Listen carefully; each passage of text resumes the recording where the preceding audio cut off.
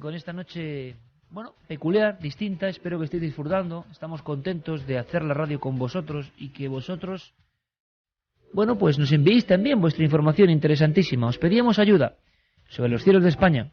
Como decía el mítico Antonio José Alés, lo vuelvo a repetir porque para mí es emocionante. Atención, atención, él decía en el año 79, seres del espacio, convencido de que estaban ahí. Luego todo eso se fue difuminando, pero de cuando en cuando, muy de cuando en cuando, surgen noticias, documentos, datos. Mi buen amigo Santi Camacho anda con la mosca detrás de la oreja hace unos meses y de vez en cuando me dice, oye, ¿por qué ahora todos los gobiernos están dando información con esta claridad? ¿Tiempo de crisis? ¿Tiempo de ovnis? ¿Es posible? Lo que ha pasado en España quizá tenga explicación, hay que dársela esta noche, si es posible. Guillermo León en la segunda hora ya nos informaba de la estación espacial, pero se han visto cosas. Y además cosas en una fecha donde se cumplían 35 años de esa mítica noche del 20 al 21 de marzo de 1974, de la que hemos hablado en alguna ocasión. Y ahora tenemos nuevos datos, esta noche nuevos datos. Luego os cuento qué fue esa noche brevemente para que comprendáis el interés de estos nuevos testimonios. Pero empezamos nuestros documentos con Bartolomé Olivares en las sierras de Córdoba, y esto se ha publicado en la prensa, pero a él no le hemos escuchado. Una grabación, un vídeo y cercanía. ¿Cómo empezaba todo? Pues fue esa noche. Quizá vosotros habéis visto también algo. Si es así, 7640, palabra clave milenio, o milenio3 con número @cadenaser.com. Escuchamos a Bartolomé, era una noche cualquiera y de repente se convirtió, se quebró y seguro que ya es una noche diferente a todas las demás para él. Estaba solo, junto a su casa, en la sierra, es partícipe de una comisión ecologista de la zona, y allí en el cielo había algo. Eran sobre las 9 menos cuarto de la noche y llegué a una casa que tengo en el campo, está en un lugar bastante apartado y muy poco habitado. Y estaba el espacio totalmente oscuro y dejé el coche, las luces encendidas, y entonces entré a la casa, abrí la puerta y cuando salí pues veo a la altura de mi cabeza pues una luz bastante intensa y proyectando, iluminando todo el espacio a mi alrededor. Me quedé un poco como hipnotizado, ¿no? Para los que hemos crecido y estamos aquí ante este micro en este mismo instante hasta ahora, gracias al fenómeno OVNI, en parte, ¿no?, que despertó nuestra curiosidad infantil hace ya muchos años. En mi caso, pues se van a cumplir 26 años este año. Parece mentira, ¿eh? 26 años. Pues gran parte de mi vida ya ligado indiscutiblemente a ese fenómeno, del que casi nadie habla, pero de vez en cuando hay testimonios. Claro que sí. ¿Qué son? No lo sabemos, pero como decía este hombre, Bartolomé Olivares, casi hipnotizado ante ese resplandor. Aquello iluminó toda la comarca como si fuera de día. Sobre todo, lo que extraña de este caso es la cercanía. Entonces, cuando reaccioné, entré a la casa, cogí la cámara y ya grabé pues lo que era la parte final del avistamiento. Entonces, cuando el objeto fue descendiendo desde mi cabeza, yo creo que estaría a unos 3 kilómetros, lo digo porque hay unas montañas cercanas y se veía pues por la zona, y cuando fue bajando muy lentamente, se oía como un zumbido bastante intenso, y cuando llegó a las montañas yo vi que por la luz que emitía pues que había como una nube de humo, ¿no?, alrededor. Y entonces cuando bajó ya se quedó todas las montañas, toda la zona esa iluminada, bastante intenso, y estuvo durante un rato, no sé si estaría 30 segundos o algo así, iluminado, y luego ya pues desapareció. Pero aquí hay una sorpresa interesante, y es la grabación, una grabación en vídeo, donde se ven bastantes cosas, estas. Y sí grabé un vídeo que eso sí salió mejor, y entonces al visualizarlo pues ya vi realmente que había un punto central y había pues como una bola de fuego alrededor que parece que se movía, ¿no? Y luego lo he proyectado en un cañón, porque claro, en el ordenador, al ser tan pequeño, no se ve demasiado bien, y he visto como si tuviera unas aspas alrededor del círculo central, ¿sí? Como unas aspas de un molinillo o algo así, y se aprecia como, no sé, la sensación es un objeto como de tubo o algo así, no sé distinguir, pero vamos, lo que sí se aprecia es que yo pensaba que era como una luz que se emitía, pero parece que es un objeto y que de ahí pues sale mucha luz, pero cuando iban avanzando y se iban alejando ya veíamos una rayita. 4:18, quizá tenga algo que ver, pero acabo de contener la respiración cuando en la pantalla de Carmen aparecen unas figuras terribles en el desierto del Perú. Vamos a ver si podemos dar los datos en cuanto podamos conectar con nuestro compañero Eduardo Herrán, el gran vigilante de las líneas de Nazca, figuras gigantescas, antropomórficas, auténticos pero antes, astronautas. Si quieres te comento algunos de los avistamientos que nos han llegado. 7640, palabra clave Milenio, espacio vuestros mensajes, son milenio3 con número @cadenaser.com. Me llamo Aitor, soy de Fuenlabrada y trabajo de noche, y cuando iba para casa vi una ráfaga naranja a las 3 de la mañana. No le di mayor importancia. También nos dicen desde Bilbao, que se llama César, que gracias por hacer las noches de los vigilantes más amenas. Gracias a ti y a todos los vigilantes. Al hilo de lo que habéis comentado acerca de los posibles avistamientos de algo en el cielo, la tarde del martes 17 de marzo, os comento que serían aproximadamente las 20 horas, cuando me encontraba en la carretera que une Munguía, el pueblo donde vivo, con Bilbao, y se pudo observar nítidamente como un objeto que a mí en principio me pareció circular y anaranjado, se desplazaba por el cielo a una velocidad constante y en un movimiento parabólico. Me quedé extrañado porque estaba demasiado alto para ser un avión y además no tenía las típicas luces de los aviones. La verdad es que en ese momento no le di importancia, pero ahora que habéis hablado del tema me he acordado de esto y os lo quería comentar por si servía de ayuda. Pues esto es hacer la radio todos juntos, interactiva e importante. Atención, que Santi pide paso.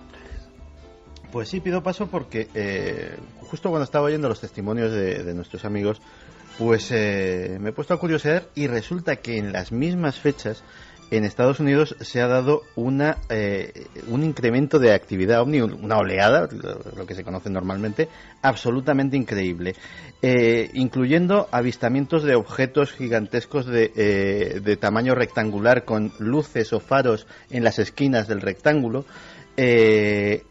Hablamos del mismo martes, mismo miércoles. Hablamos del mismo martes, mismo miércoles y de los días justo anteriores y justo posteriores.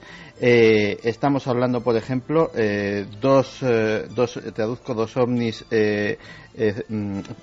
moviéndose pendularmente en el horizonte de Oklahoma, Indiana, el día 18, pasando por encima de una carretera. Connecticut, 10 a 19, objeto triangular, volando extremadamente bajo. Hay dibujos que se parecen mucho a las imágenes y a los relatos que nos estaban dando los testigos que hemos entrevistado. Michigan, 15 de marzo, un poquito antes, un objeto triangular que no emitía ningún sonido y no tenía ninguna luz, pero se dibujaba perfectamente sobre el cielo iluminado. En fin, estoy viendo un dibujo incluso del testigo. Es curioso porque justo en el otro lado del Atlántico, en las mismas fechas, pues también había un incremento de cosas extrañas en el cielo.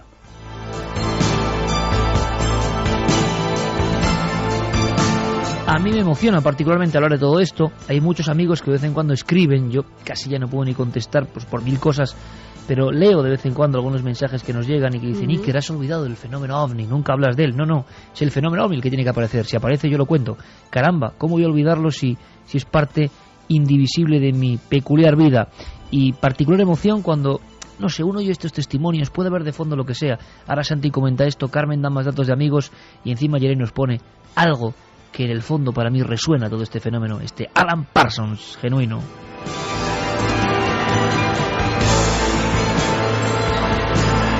Por cierto, ¿más datos en España? ¿Más gente? Voy con Ander de Portugalete, que nos decía... Toda la zona norte, os dais cuenta, ¿no? Este email porque me estáis dejando perplejo. Os estoy escuchando hablar sobre los avistamientos de ovnis y el caso es que el martes noche más o menos 23:30, cuando venía junto a mi compañero de trabajo desde Sestao hacia Portugalete, Vizcaya, nos dimos cuenta que había algo extraño en el cielo. Era como un tipo de helicóptero por las aspas, pero no hacía ruido alguno y tenía bastante luz y nos llamó la atención, pero yo no le di importancia hasta hoy. Muchas gracias por la buena noche que me estáis haciendo pasar. Un saludo. Pues gracias a ti por la información, porque esa información es vital, absolutamente imprescindible para que haya esta emoción particular ahora mismo. Cuidado con el dato que daba Guillermo León. En la zona de Galicia, por lo menos Galicia, podía ser visible algo que tiene que ver con la Estación Internacional Espacial. Datos, Santi, datos. Lo tengo. La Estación Espacial Internacional fue visible a simple vista en España desde el 13 al 20 de marzo. El 13 solo se veía en Canarias, el 14 al suroeste de la costa mediterránea, 15 zona Badajoz, Madrid, etcétera, etcétera, 16 frente a la costa mediterránea y sudeste peninsular, 17 Cáceres, Burgos, Pamplona, 18 condiciones de observación buenas para el noroeste peninsular, la zona de Galicia, 19 Lisboa, Salamanca, San Sebastián, 20 nuevamente pasará frente a las costas gallegas a las 19:54. Pues qué interesante, Santi, esto es una maravilla, tener datos así en tiempo real es una maravilla, así que viendo que hay muchos casos del norte, aunque no coincidan con lo que dice la información oficial, quién sabe si estos objetos, algunos cercanos, otros dos pueden ser, tienen que ver con la Estación Espacial Internacional. Hay que dejarlo muy claro, pero lo que es emocionante es que mucha gente está mandando su información. Quién sabe, quizá este año sea el de una alerta OVNI, aunque sea efectuada para, no sé, comunicarnos todos aquí desde el estudio, como hacía Antonio José en su época, e intentar conectar, ¿no? Mucha gente que parece que ve algunas cosas. Detalle que yo creo que es fundamental. Cuando los ultraescépticos y personas que decían, ya han dicho durante años, que el fenómeno OVNI solo se debe a imaginación de las personas, ¿por qué durante muchos años, todos los años 80, parte de los 90, la gente ha dejado de imaginarse cosas? ¿Y por qué la gente, si por ejemplo estos casos, una parte de ellos fuera la Estación Espacial Internacional, es fiel a lo que está viendo? Cuando esos casos de cosas que se ven son tan absurdas, están cerca de tierra, no tienen que ver, ¿por qué entonces hay que dudar de los testigos y no cuando ven algo que es explicable? En fin, yo os hablaba de que era marzo del 74, lo he contado 1000 veces porque yo creo que es una noche mítica, que en diferentes puntos de España, casos muy cercanos, como decía Santi, de objetos aterrizados quemando el campo. Sorprenden en Sevilla un viajante de comercio, sorprenden a un camionero salmantino que sale en todas las portadas de periódicos.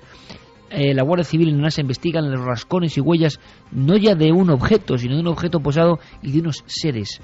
El chofer de la Diputación de Cádiz, esa misma noche, horas después, también tiene una noche de terror cuando se encuentra con un objeto parecido, una luminaria posada también, y un individuo de aspecto extraño, extraordinario, y eso hace que la CIA incluso motive el retraso de la libertad sobre los ovnis en España, a grandes rasgos. Bueno, pues como lo hemos comentado en alguna ocasión, para mí ha sido emocionante que gente como Antonio, vamos a llamarle Antonio porque es vamos a decirlo así, un cargo importante, alto, y quiere mantener un poco el anonimato, pero bueno, hemos hablado con él, tenemos todos los datos, y era un niño, y a él le saltó algo, ¿no? Dijo, caramba, empezó a calcular, y eran esos días de marzo del 74, y este caso nunca ha salido a la luz, y sería uno más, sería quizá el cuarto caso. Me parece interesante. Podríamos titularlo como titulaban en aquella época, ¿no? Como un objeto que casi se proyecta contra un grupo de niños.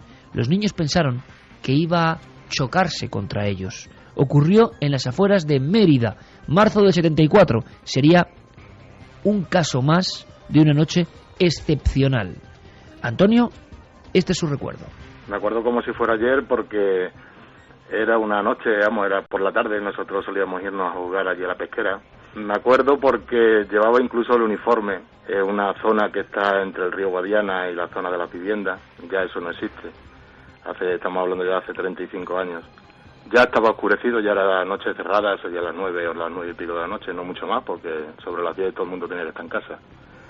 Y uno de los amigos, yo no recuerdo bien quién fue, nos invitó a todos a que miráramos al cielo. La verdad es que miramos todos, porque la verdad dio un grito tremendo, y quizás yo fue uno de los que más tiempo me quedé mirando, pero vamos, venía directamente hacia nosotros, o sea, no venía en horizontal, sino que venía directamente hacia nosotros. Directamente hacia nosotros, un grupo de niños con el uniforme del colegio, a las afueras de Mérida, en la noche en la que en diferentes puntos de España se vivió algo que acabó en los expedientes oficiales del ejército español y que hemos sabido, pues prácticamente 20 años después, todo lo que había pasado con detalle cuando hemos visto esos informes. Este caso nunca se registró. Y si se registró, no está. Pero esos niños miraban al cielo y de ahí bajaba un objeto naranja. Ellos creían que casi los iba a tocar, los iba a rozar.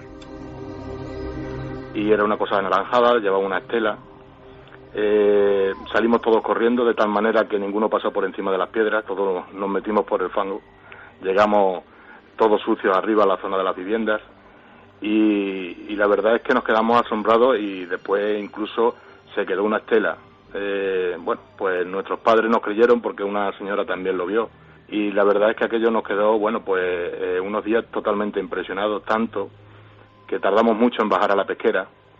Y cuando bajamos la primera vez fue una tarde, muy temprano, y todos creíamos que lo que fuera estaba allí, porque lo vimos muy cerca. O sea, no sabemos, nunca lo hemos comentado, pero lo hemos comentado cuando éramos niños, y nunca supimos lo que era. Simplemente era una cosa redonda, anaranjada, venía a una velocidad tremenda. Creíamos que iba a impactar contra nosotros, no que pudiera pasar por encima de nosotros, sino que iba a impactar contra nosotros. Y cuando llegamos a la pesquera, efectivamente, creíamos que aquello o había caído allí o algo había quedado allí.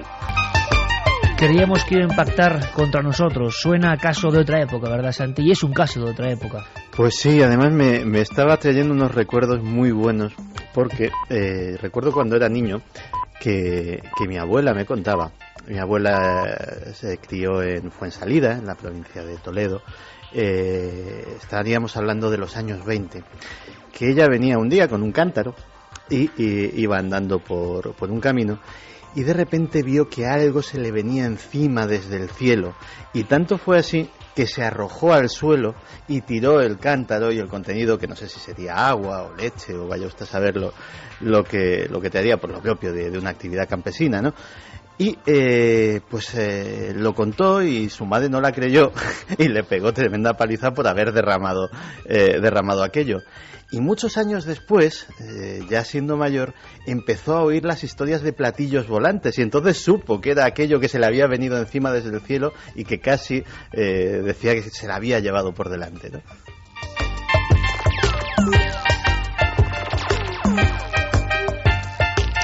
Auténtico viaje en el tiempo. Teletipo, Carmen, últimos datos. ¿Más gente de España que ha visto cosas? Pues están llegando ahora, Iker, porque dicen, por ejemplo, de hace 2 semanas, un objeto con luces raras que se movía muy rápido sobre el Cerro de los Ángeles. Posteriormente me dolía la cabeza. También Alexis, de Las Palmas de Gran Canaria, dice si conoce lo del posible avistamiento de un ovni esta semana en Gran Canaria. Nos lo ha escrito más gente, lo de ese posible ovni en Gran Canaria.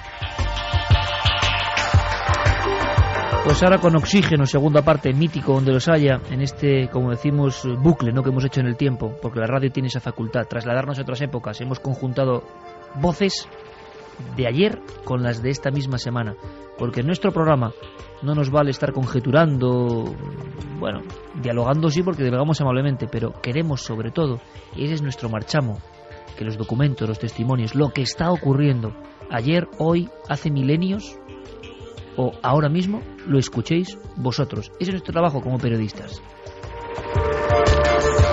Y por eso mismo, dime. Nos dan datos conspiranoicos sobre por qué ahora se ven menos ovnis o más.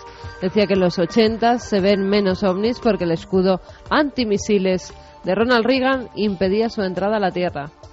Bueno, teorías de todo tipo, tipo.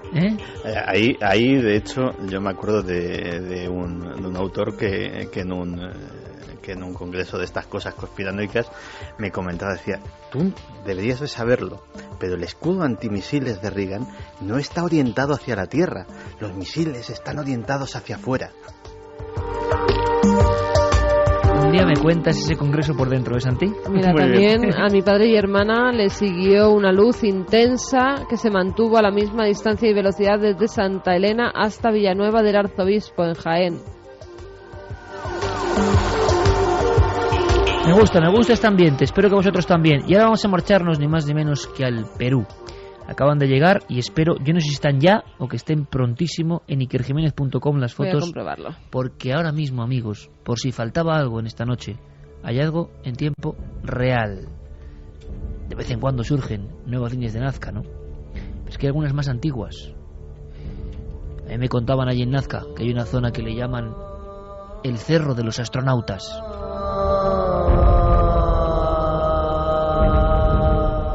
Creadas antes del nacimiento de Jesús. Hay líneas, lo han sospechado siempre, más antiguas que las Nazca incluso. Hay una cultura de nombre los Paracas Cavernas. Los Paracas Cavernas generaban un tipo de figuras incluso con relieve. Y caramba, botas grandes, piernas rectas, cabeza de felino o casco con óculos, brazos extendidos o pegados al cuerpo, 50, 60, 70 metros de alto. ¿Quién demonios son estos seres y por qué miran al cielo? Está ocurriendo ahora mismo. Y sé que Eduardo Herrán nos está mandando fotos ahora mismo. Yo espero que a lo largo de la noche las tengáis en ikerjimenez.com, porque Eduardo es un tipo capaz de descubrir algo, lo sé, de verdad, y mandarnos primero las fotos a nosotros. Porque él es así, es la persona que más conoce, el jefe de pilotos de Nazca, y yo quiero saber qué está pasando ahora mismo. Antes de que nadie lo sepa, quiero que lo sepáis vosotros. Hallazgos de muchos seres antropomórficos gigantes en una zona no explorada anteriormente. Amigo Eduardo Herrán, buenas noches. Iker, ten muy buenas noches, unas muy buenas noches para los millones de escuchas que tenemos ahí en la radio en España. Tienes razón, este año hemos tenido preocupaciones por algunas lluvias que han sucedido en algunos sectores, pero muy específicos, o sea, no ha sido una cuestión generalizada, y esto a su vez ha contribuido para poder descubrir en la zona norte de Nazca, estamos hablando ya de cerca de 130 kilómetros al noroeste de Nazca, no cerca de la ciudad de Pisco, unos nuevos geoglifos que corresponden culturalmente al periodo Paracas, ¿no? Y que representan, algunos son unos guerreros antropomorfos, otro es un astronauta muy similar al de Nazca, solo que tiene un felino en la cabeza, y hay un tercero que parece ser una especie de familia, ¿no? Madre son mía. en alto relieve y súper lindos. Madre mía, Eduardo, vamos a ver, me quieres decir que muy lejos del foco principal, porque tú bien sabes que todavía mucha gente, por lógica, cree que solo en Nazca existen esas figuras, sino que 130 kilómetros alejados de ese corazón, vamos a llamarlo así, de la Pampa, existen otros geóglifos y que algunos se parecen al mítico astronauta. Ah, sí, así es, creo que es muy similar en la fotografía, espero que ya la tengan colgado en la web, ¿no? Y sería muy lindo que todos nuestros amigos que escuchan tu sintonizado programa puedan tener acceso vía internet a estos nuevos descubrimientos. En realidad tienes muchísima razón. Si bien es cierto que la zona de mayor concentración de geoglifos está ubicada a 450 kilómetros al sur de Lima, también es cierto que el arte de dibujar en los cerros no solamente abarca esa zona, sino que por la zona norte, no estamos hablando de los valles tanto de Ita como de Pisco, también se han descubierto, hemos descubierto en los últimos años evidencias, pero de culturas anteriores a los nazcas. Hablamos de los Paracas Necrópolis y Paracas Cavernas, que habitaron también la costa sur del Perú desde el año 800 a.C. hasta el 100 a.C., que es cuando aparece recién la cultura nazca, ¿no? Oye, Eduardo, Es sí, una cosa importante, de qué, para que la gente se haga una idea, ¿qué tamaño tienen estas figuras, las antropomorfas, por ejemplo, que son las que pueden más impresionar?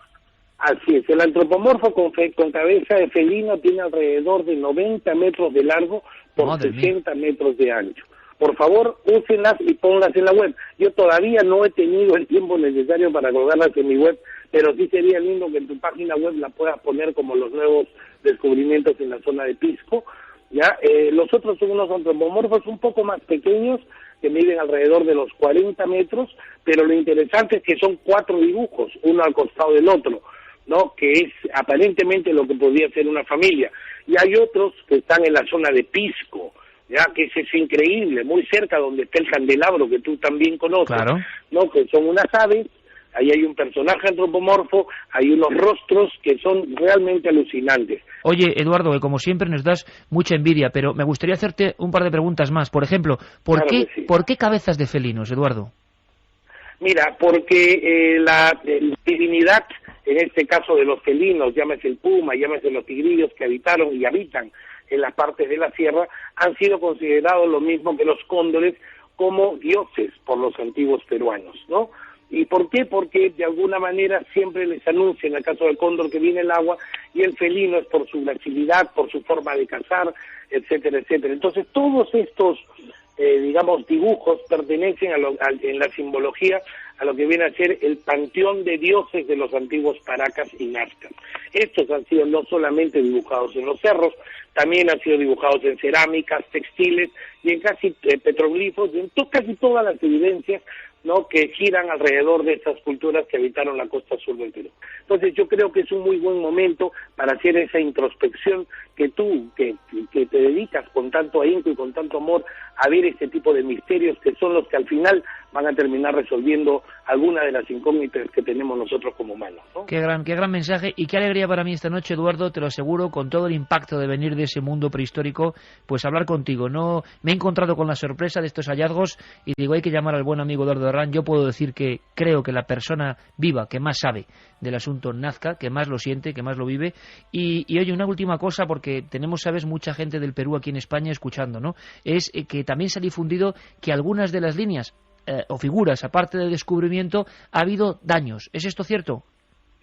Mira, es cierto que ha habido una lluvia de regular intensidad en la zona noreco de la Pampa de Jumana, ahí normal, muy pegadito al Valle del Ingenio, y esto ha causado unos pequeños avenidas de agua, ¿no?, que han pasado entre las manos y el árbol. Ahora, han causado un cambio de coloración, más no un daño a los geoglifos en sí, y la pátina superficial ya se comenzó a oscurecer.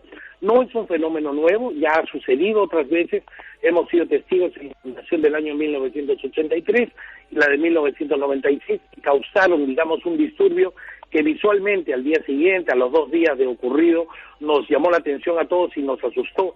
Pero la Pampa tiene un sistema de protección especial. Esa humedad genera a su vez unos pequeños líquenes, ¿no?, que nacen, digamos, en esa humedad y automáticamente se oscurecen y se endurecen. Entonces, eso es lo que está sucediendo ahora en La Pampa, y que se queden tranquilos, no es un daño irremediable ni mucho menos. Ya voy a ver si te adjunto algunas otras fotografías para que puedan ver lo que aparentemente era el daño y cómo hoy eso se está autorrecuperando. Bueno, pues buena noticia entonces, Eduardo. Las es. líneas y las figuras que son un mensaje mágico. Aprovechamos para toda la buena gente y amigos del Perú para mandarles esa buena energía. Y Eduardo, este verano sí, no puede pasar. Tenemos que sobrevolar ese mundo que creo que es uno de los grandes secretos y misterios y que algo nos quiere decir y que, como tú muy bien has dicho, en este tiempo aparente de zozobra podemos mirar a los ojos de esas figuras y maravillarnos y seguro que aprender algo nuevo y encauzar nuestro rumbo. Un fortísimo abrazo desde España. Perfecto, Iker, y quiero darte una última buena noticia que se llama Herodiana. Estamos comenzando a funcionar desde la ciudad de Pisco. Ajá. Porque hemos detectado que el mejor tour aéreo que se realiza para ver toda la historia de los geoglifos es muy limitado. Pero ahora desde la ciudad de Pisco es una operación que acabamos de comenzar hace una semana para poder conocer todos los geoglifos, tanto de Pisco como de Ica, Ocucaje, Palpa y Nazca. Es un vuelo súper completo que estoy seguro que ahora que veamos en el verano tienes que venir y conocer con nosotros, ¿sí? Oye, nos guardéis un pasaje ahí en Herodiana, ¿no, Eduardo? Pero por supuesto, hermano, estás tú invitado y todo el equipo de producción.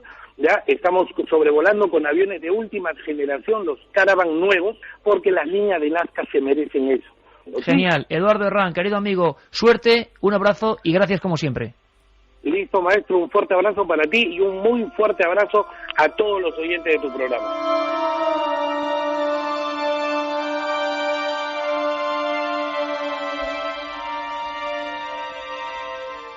El gran maestro, Eduardo Herrán, gran amigo. ¿Qué ves en esa foto? está ya en la web, está en ikerjiménez.com, 2 líneas, esa nuestra web, y Nazca News de noticias.com, la web de Eduardo.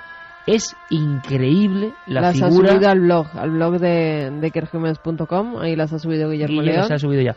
Es increíble, 90 metros de altura, quizá una de las figuras casi llega al nivel del gigante de Atacama, como ciclópeo. Bueno, es que es algo increíble. Como si tuviera la cara con 3 puntas o 4 puntas, un ojo en medio, 2 grandes alas, el cuerpo, las patas como quebradas hacia arriba, y al lado hay un mono que parece estar yéndose de su lado con un gran ojo y con la cola hacia arriba. Y luego esas botas del otro astronauta que es idéntico casi a ese famoso astronauta que mira el cielo antes de las líneas de Nazca. Os prometí la exclusiva y ahí está.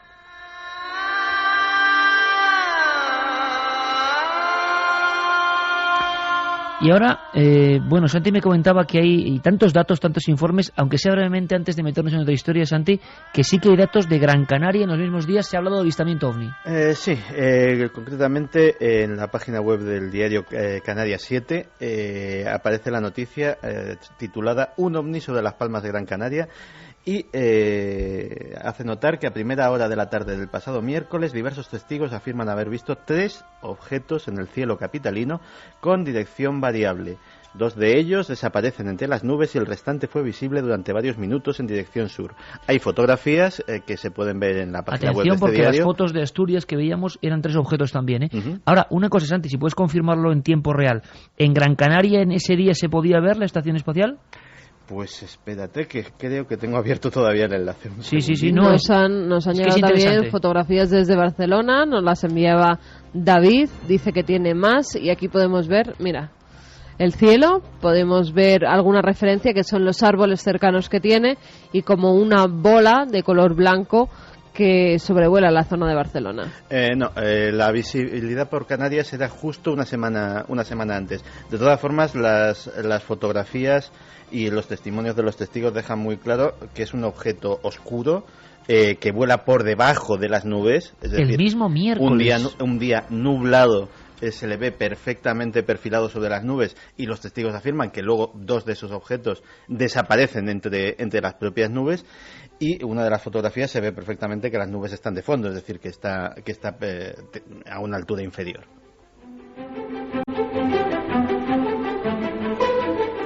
En fin, datos sorprendentes, están llegándonos un montón de noticias y de información sobre lo que ha pasado en esos días polémicos. La verdad es que nos ha dejado todo esto tan sorprendido que no sabemos casi ni cómo actuar, porque yo estaba convencido, Santi, de que ibas a decirme, ese día se podía ver la Estación Espacial Internacional y fin del asunto, y bueno, genial, porque habríamos llegado a una conclusión, pero parece que no. Vamos a hacer una cosa. ¿Me cuentas la historia de un secuestro? Sí, te cuento una historia curiosa. Bueno, pues que suene tu piano, maestro. El piano de Santiago Camacho. Pues sí, porque cuando hablamos del crimen perfecto, siempre nos imaginamos asesinatos, novelas de Agatha Christie, con complicadas coartadas, con gente que utiliza venenos y ese tipo de cosas, pero hay otros crímenes perfectos, otros delitos perfectos. En la central del FBI hay un expediente muy grueso que tiene un nombre, el expediente Norjak. Allí en el FBI no les gusta hablar de ello, porque para ellos sí que fue el crimen perfecto.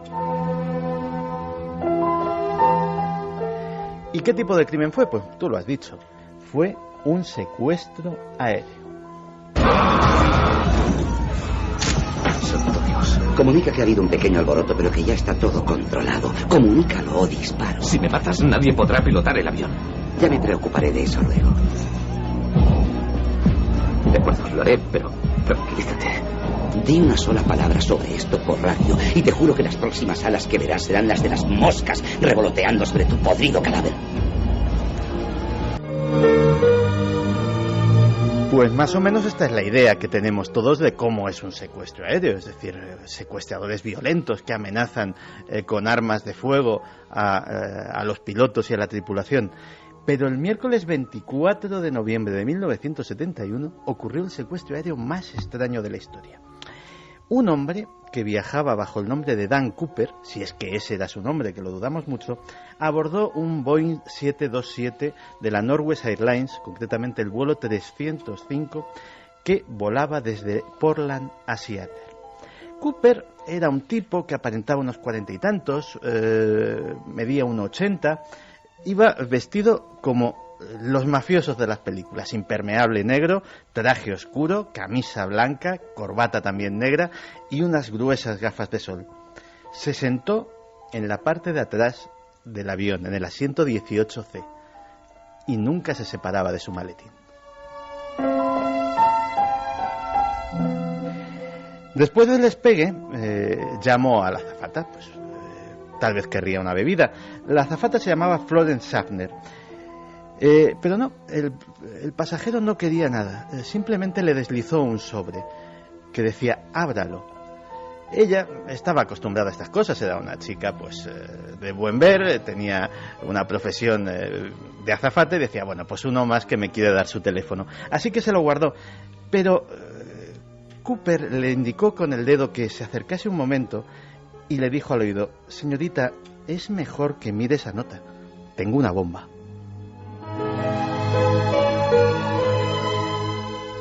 La nota decía así: tengo una bomba en mi maletín. Voy a utilizarla si es necesario. Quiero que te sientes a mi lado. Este avión está secuestrado.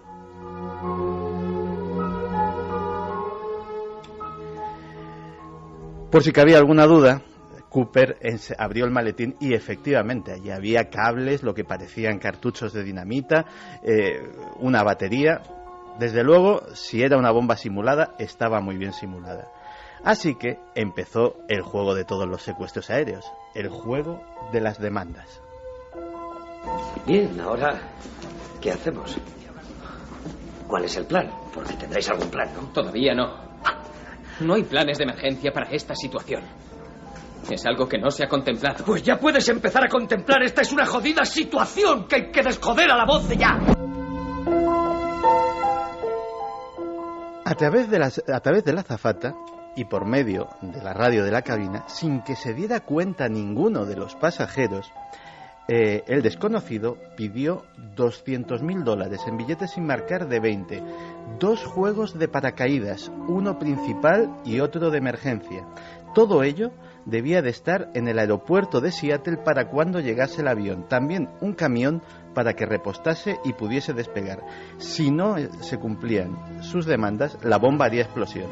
Si contaba con todo lo que había pedido, dejaría marchar a los 36 pasajeros.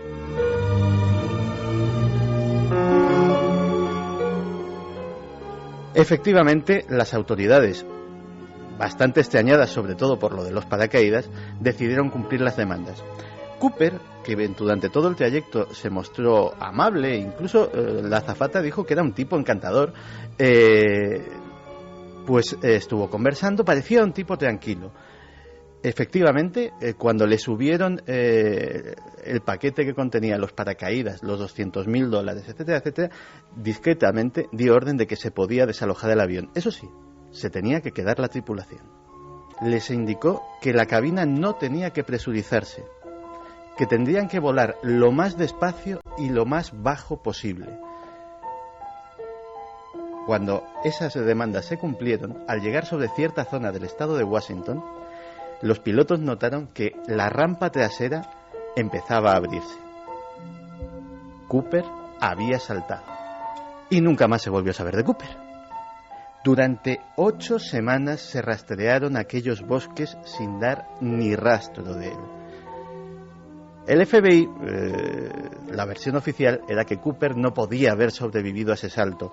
De hecho, varios años después, Brian Ingram, un chaval de 8 años, encontró en un río cercano $2.800 en billetes de 20 de las series correspondientes a aquellos del rescate que estaban por allí.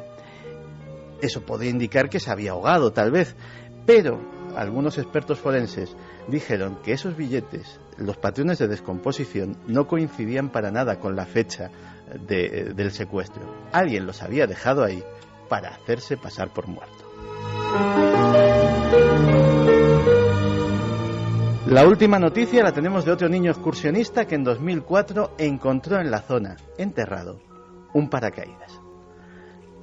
El crimen perfecto a veces sí existe.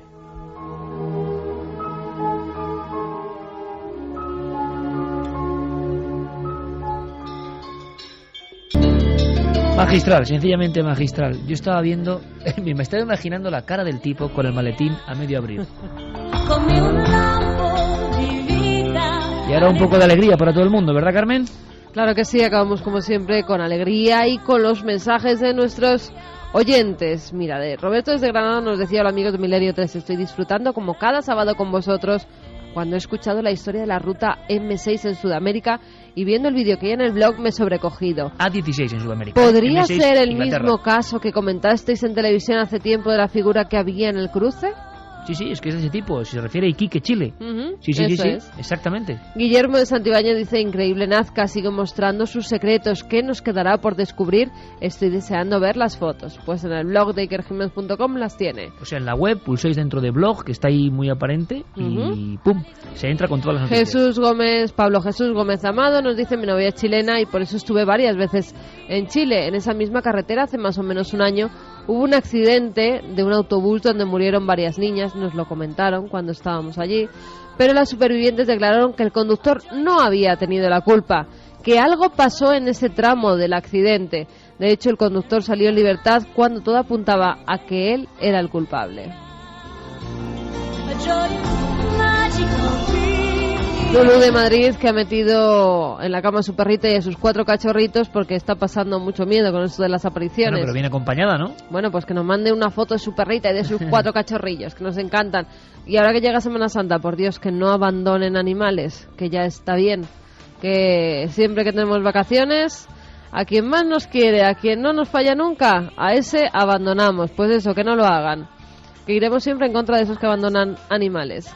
Albert y Cori nos dicen: hemos visto esas fotos en vuestra página y no nos parece un fantasma en la carretera, sino más bien una imagen de alguien que pasó por allí en algún momento. En cuanto a la imagen de Escocia, es demasiado física, es decir, demasiado palpable. Creemos que se trata de alguien asomado que estuvo por allí. Todo nos parece demasiado tangible para ser espectros de otro mundo. Pues seguramente la clave la ha dado Santi Camacho una vez más, porque no estamos acostumbrados. Nuestro archivo más profundo mental no ve imágenes de fantasmas en color porque hemos ideado una imagen del fantasma como algo que viene de otro tiempo. Y quizá no, quizás sea un estertor que está ahí todavía, ¿no? Bueno, fíjate, Joseba nos estaba escuchando desde un parking en la M6 cerca de Carlisle, en South Valley. Ando mirando por las ventanillas del camión y no voy a pegar ojo. Por la carretera con los romanos. Los romanos, cuidado con la sexta de legión. Los romanos no hablaba Carmen de Soria, que decía: la legión romana que aparece en Inglaterra solo se le ve medio cuerpo y bajo la carretera discurre una calzada romana. Jolín, pues encima romanos con medio cuerpo. Ya es lo que faltaba. ¿De arriba o de abajo? Igual de terrible. Vamos, Iker, a dar los ganadores de La Casa de los 7 Pecados, ese libro que sorteábamos esta noche. Sabéis que hemos tenido a Maripau Domínguez, su autora, en la primera hora de Milenio 3, esa que empezaba a la 1, que ya casi son las 5. Pues vamos con los amigos que han ganado. Arturo desde Logroño, que nos decía: el lugar físico donde se levantan este tipo de edificios no es elegido al azar, es la clave del misterio, es conveniente estudiarlo. Otro es para Segis de Oviedo, que dice: 3.000 muertos al año en carretera en nuestro país son demasiados como para que no sucedan situaciones fantasmagóricas. ¿Nos estarán avisando? Y el último es para Jesús García, que nos decía: Madrid es una ciudad de luces y de oscuridad al mismo tiempo. La clave está en saber mirar las claves. Un saludo y espero poder leer pronto el libro. Pues Jesús, ahí lo tienes para que lo leas. Esta sintonía también clásica, después de Alegría, de los mágicos, hombres y mujeres del Circo del Sol y niños, Rainman. Y con ella vamos poniendo punto final a una noche muy movida, donde una vez más la actualidad ha impregnado parte del programa. Los ovnis no han dejado de verse, sea lo que estos sean. Intentaremos indagar. Nos están llegando muchas fotos, muchos informes, y las líneas de contacto siguen abiertas toda la semana. Hemos viajado por una leyenda que nos ha ofrecido nuevas perspectivas. Hemos estado en Nazca, casi sintiendo esas líneas, que ya no son solo de Nazca, sino de todo el desierto sur del Perú.